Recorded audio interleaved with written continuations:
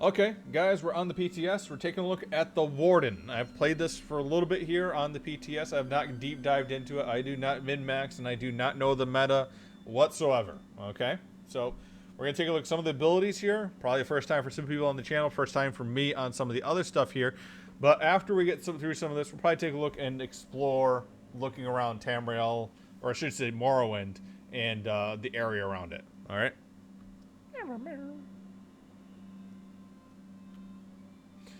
Now, let's take a look here. Alright, so we have 3 class lines: Animal Companions, Green Balance, and Winter's Embrace. Animal Companions is where you get the bear! Rouse a loyal grizzly bear to fight at your side. Grizzly bear swipes in, for 2,904 magic damage once summoned. Activate Guardian's Wrath for 75 ultimate, causing more magic damage and deals 100% more damage to targets under 25%. Grizzly attacks deals an additional 12% damage. So, 2 morphs on this. Bear respawns after he's killed. Or, Wild Guardian deals increased physical damage instead of magic damage. Good for the stamina morph part, okay? Dive. Oh, you remember Cliff Racers, guys? If you never played Morrowind before, you're going to remember Cliff Racers. So now, dive. Summon a Cliff Racer to dive bomb the enemy, dealing 3,946 magic damage. We're stamina build right now ourselves. Cutting Dive is a stamina build. Cliff Racer dive bombs an enemy for 8,266 physical damage. Screaming Cliff Racer. The damage dive bombs the enemy. Deals 50% increased damage against enemy at longer ranges. So this is more of a Magicka range-based skill. Honestly, this kind of perpetuates a long-range build with this. I don't really like that myself, but, you know, we're going to go Cutting Edge on our side. Okay, now Scorch. Steer a group of Sulks that attack after 3 seconds, dealing 5,328 magic damage to enemies in front of you. 2 morphs that we have. Subterranean Assault. Stir up a group of assaults after 3 seconds and deals poison damage. Enemies are damage are afflicted by Major Breach and Major Fracture, reducing the spell and resistance and physical resistance by 5,000 for 10 seconds. This is kind of taking over. Oh shoot, what's the DK ability there? Engulfing Breath, I believe. The Stamina Breath morph of it. Deep Fissure. This will stun one enemy in its path here while it does it. Of course, we're going to go with the stamina ability here. Now, I should mention here, the Cutting Dive here doesn't mention, but there is a cast delay between when you cast it and when the actual dive bomb happens. Okay, Swarm. Unleashes a swarm of Fetcher Flies with relentless damage, dealing 7,806 damage over 10 seconds. Fetcher Infection. Unleashes Fetcher Flies with relentless damage and attack, dealing that damage. Every other cast dealt is 50% increased damage. Growing Swarm. Unleashes a swarm of Fetcher Flies and relentless attack the enemies, dealing 7,000 magic damage. When the ability ends, Fetcher Flies infect 6 new targets. So 1 is good for AoE, 1 is good for single target.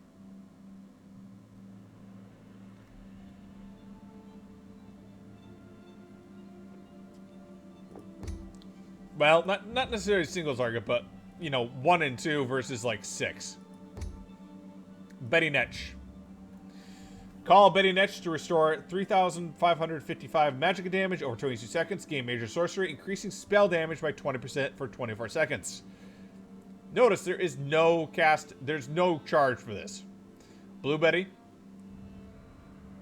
Remove 1 negative effect when you use it. Bull Netch. Restore stamina instead, and you gain Major Brutality and Major Sorcery, increasing.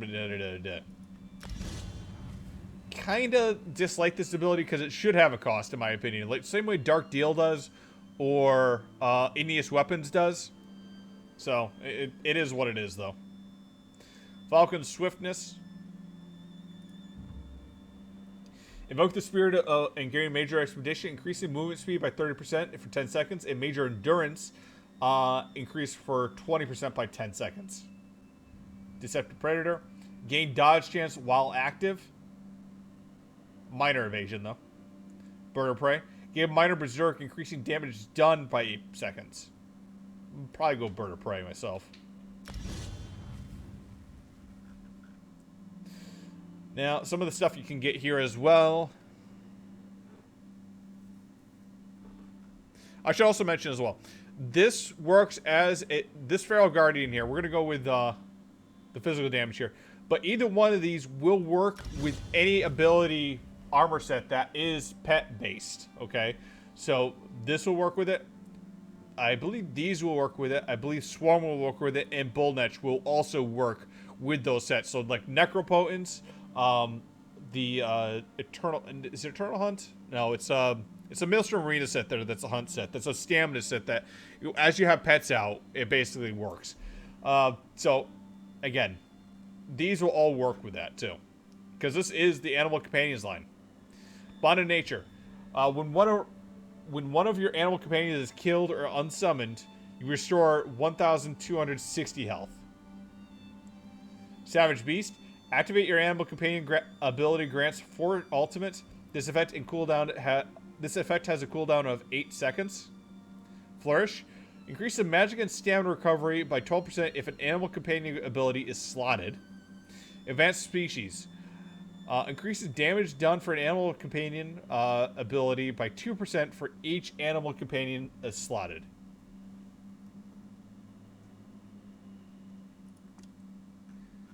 Okay, now we're going to get into... okay, let's talk on animal companions. Not a bad lineup here. I do kind of wish there was better attack pets.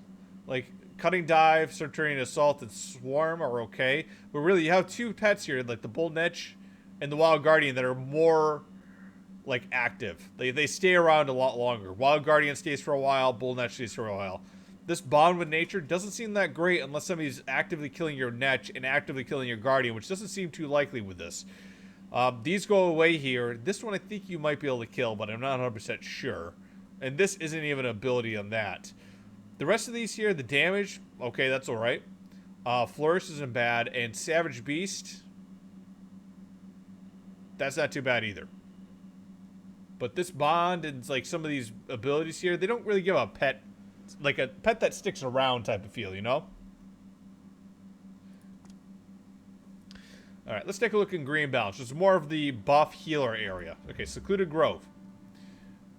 It's a swallow forest around you or an ally in the area, restoring a bunch of health. Forest, it continues to heal you and your allies in the area for bunch of health for every 1 second over 6 seconds. Okay. Enchanted Forest. Instantly swell a healing force around your enemy, or sorry, around you or your allies, giving health. Force continues to give health, etc. Gain 20 ultimate if healing an ally under 50%. Healing Thicket. Instantly swell forest, yada yada yada. When the effect ends, allies continue to receive 1,000 or 17,000 healing over 4 seconds.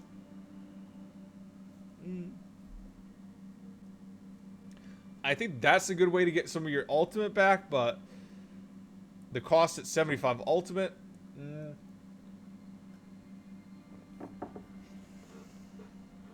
I won't say it's bad.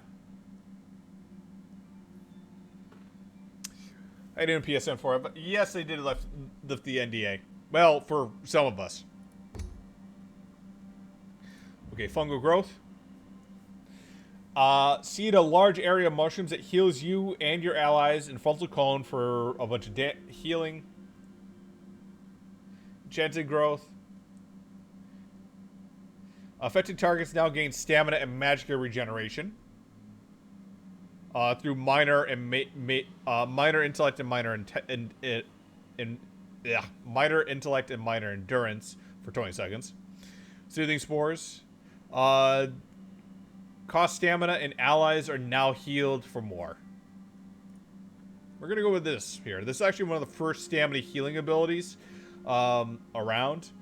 It's about on par with Vigor, I would say. bit more for your allies, though. Now, a lot of people are having issues with this particular ability. Actually, I'll save some of the commentary for after this here, but we're going to go with the Soothing Sports for right now. Healing Seed. All right. Summon a field of flowers which blooms after 6 seconds, healing you and your allies in the area. Okay. Allies activate the Healing Seed synergy will heal for 8,000 over 5 seconds. Budding Seed.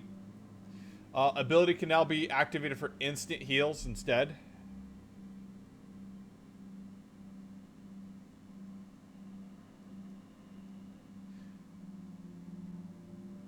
Corrupted Pollen. Enemies in the area receive less healing, so they get major defile if they're in the area. Both of these are Magicka. Living Vines. Grow vines and embrace your lowest health ally in front of you for 10 seconds. The vines heal the target for 924 health each time they take damage. This effect can only occur once every 1 second. Leeching Vines. Minor life steals applied to each to attackers. Living Thistles. Heals when effect ends.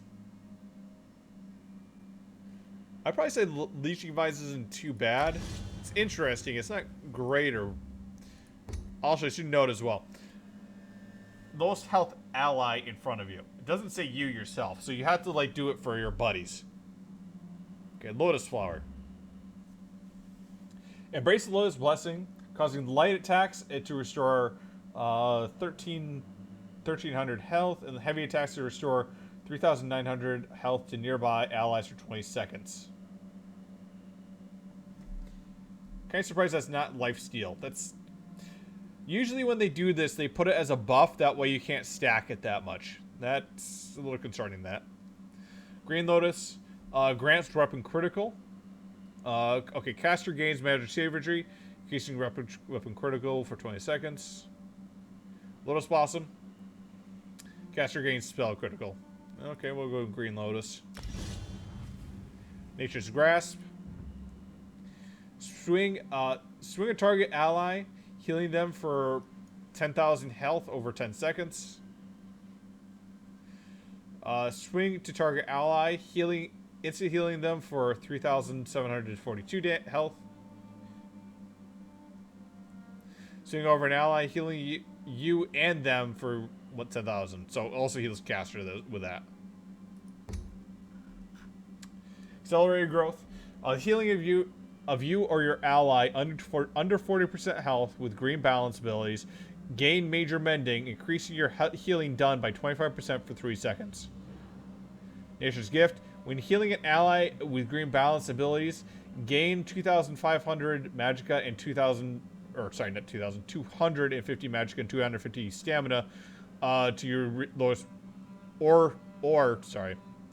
gain 250 magicka or stamina to your lowest resource pool. Emerald Moss. Increase the healing done by green balance abilities for 2% for each green balance ability slotted. Maturation. When healing you or your allies, grants them minor toughness, which increases their max health by 10% for 10 seconds.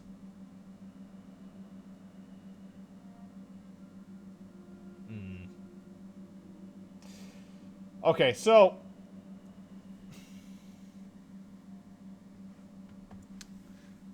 not necessarily a bad pat. Not terribly great, not terribly good, in my opinion.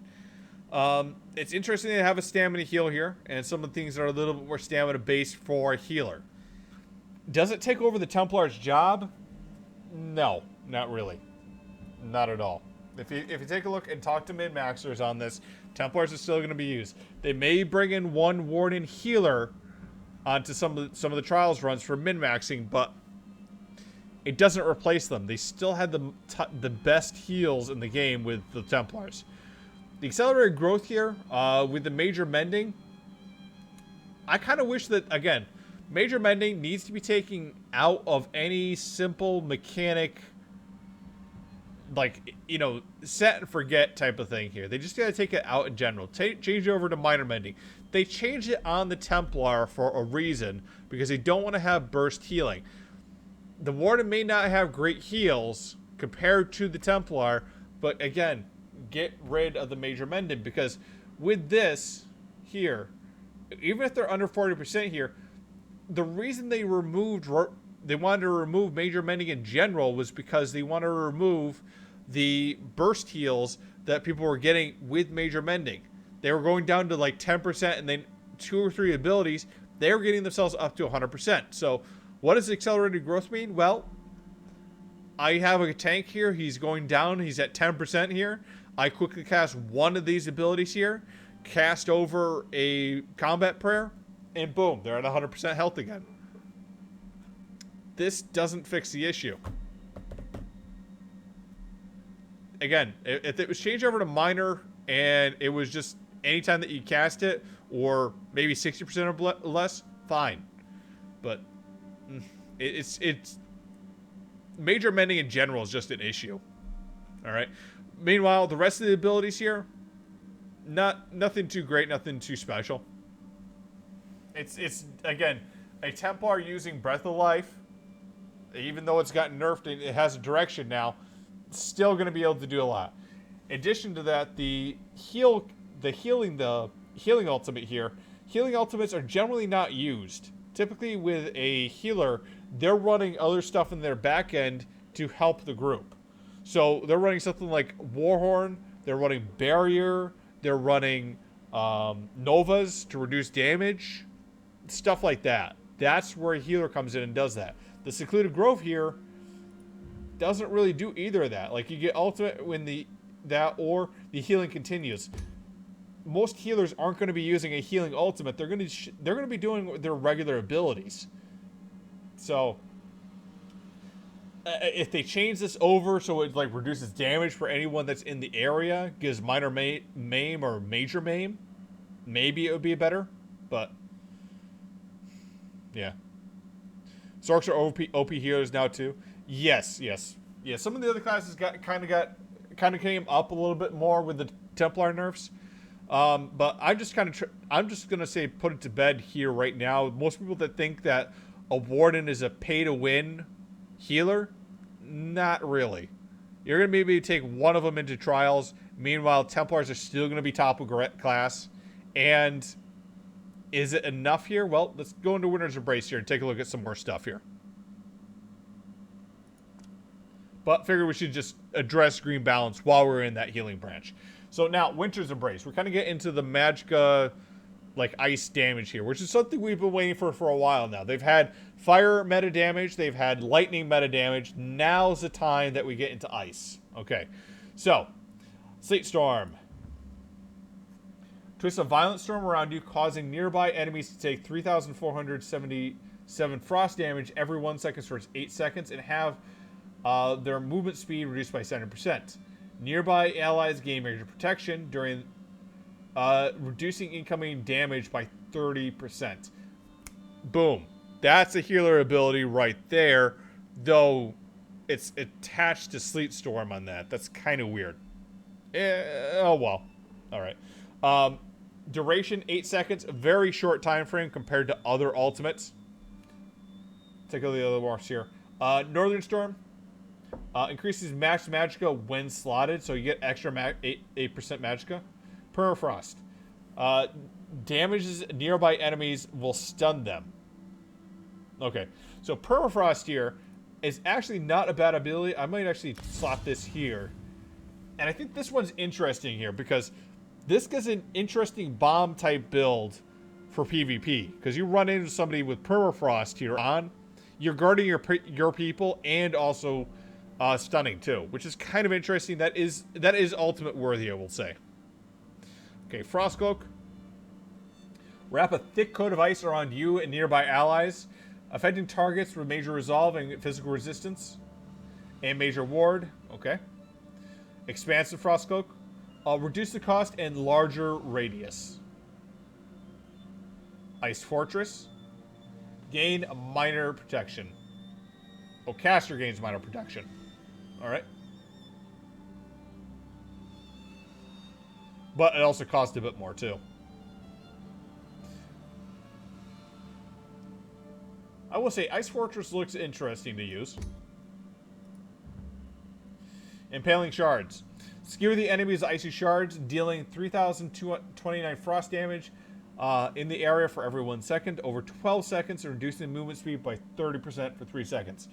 Damage done by is based on your max health. Gripping Shards. Immobilizes enemies. Rincher's Revenge. Summons a targeted location instead of around you. Damage scales by match magicka and spell damage.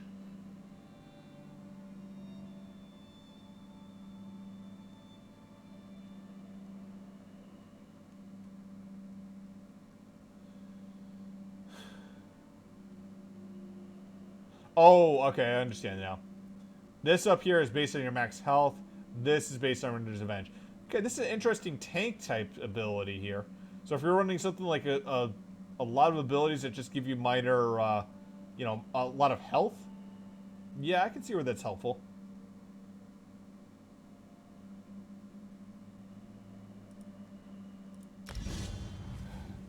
Okay, Arctic Wind.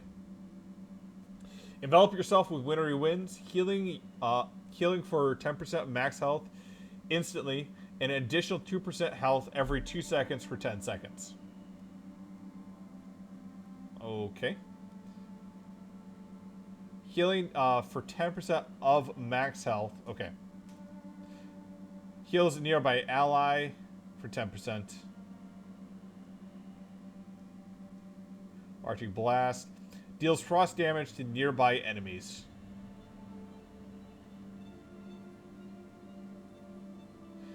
Oh, Polar Wind. Heals nearby allies for 10% of your max health.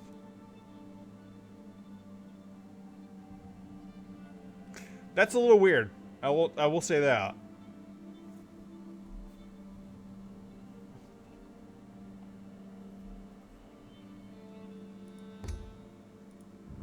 Crystallized Shield. Spin a shield of ice around you, absorb projectiles. Each absorber restores 5,000 or 578 magicka. Shield breaks after 3 projectiles. Crystallized Slab. Spin a shield of ice around you. Shoots projectiles at attackers. Gain ultimate on successful absorbs. This is like, this is a little annoying here. This is like DK Wings, okay? Only...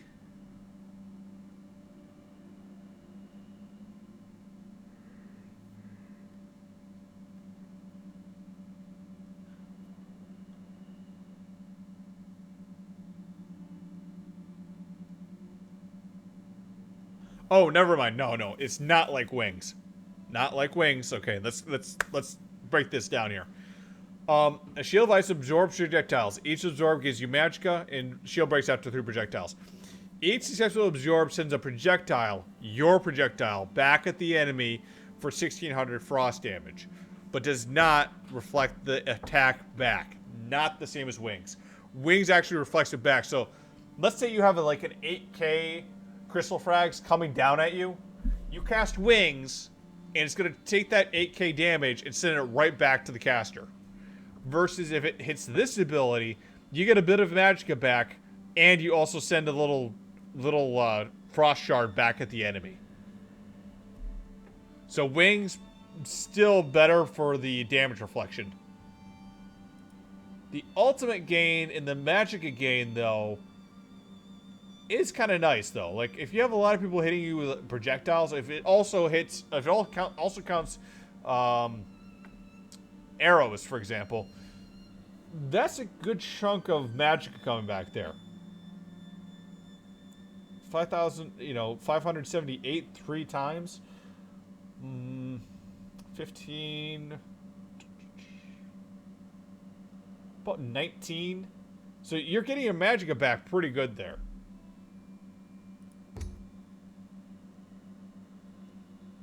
Oh, I want to choose the ultimate version of that. Thank you.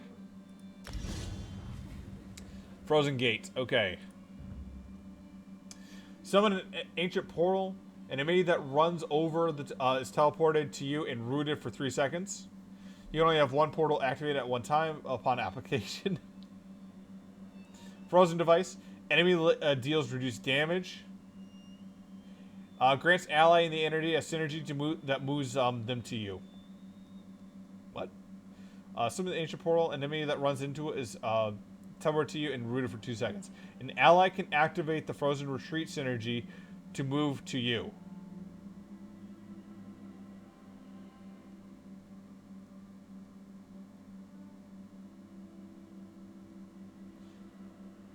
Oh. Is that going to be broken?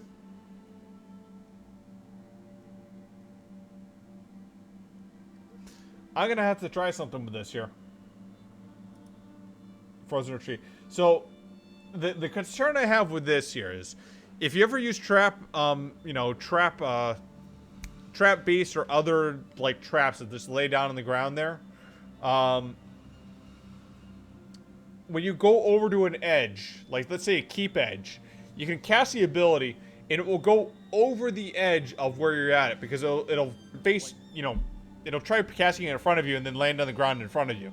So does that mean that I can get myself up into a keep, cast this Frozen Retreat, and have start teleporting people up to me? That would be bad. That would not be good.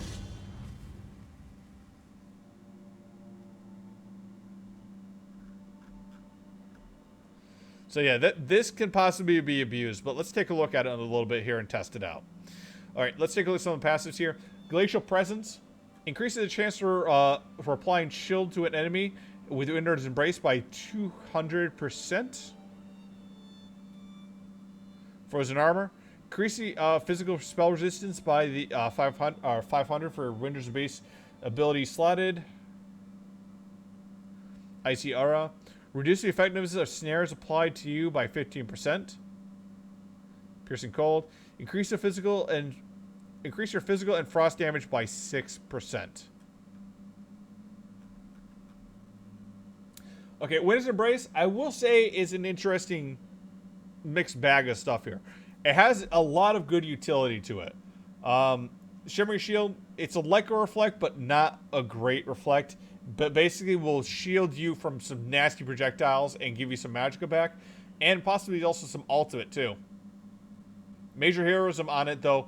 Little annoying because that is something that you have to get through other abilities to get it. So, not happy about that, but at the same time you're not benefiting as much with some of that. Frostcloak, interesting for tanking. Gripping Shards, interesting for tanking. Arctic Wind, interesting for tanking again. Especially with this healing nearby ally thing. And Frozen Retreat, good utility. Seems like it's possibly abusable. But we'll see what happens with that in a little bit. So, these are abilities and skill lines. Now, is Warden overpowered and needs to be nerfed? I don't feel like it is. It definitely has some good parts to it. It has some good utility to it, but it doesn't take up the part of a tank. That's for sure. It doesn't necessarily take over for a healer. You might want to have one as a secondary healer inside of a trial, but not as a main healer because, again, Templars do it better in general. They just simply do at this point. And then for DPS, alright DPS I'd say, but some of these abilities are just not as good as possibly other builds. It doesn't have the dots that I see a lot of single target. It does have some interesting stuff for PvP, namely in the delay effect, so you can stack on damage a lot quicker on enemies, but not sure if it's going to be great on some of that other stuff. So that's currently the Warden, guys. Hope you enjoyed that. If you have any other questions about that, we'll be looking at more builds as we come along.